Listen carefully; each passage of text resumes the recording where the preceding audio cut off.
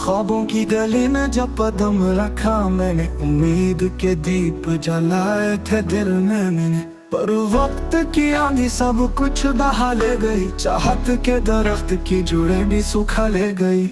हमने चाहा कि मंजिल करीब हो जाए, हर दुआ लबों से कबूल हो जाए, मगर तकदीर ने कहानी बदल डाली। हर खुशबू जुदाई में धूल हो जाए, हो जाए।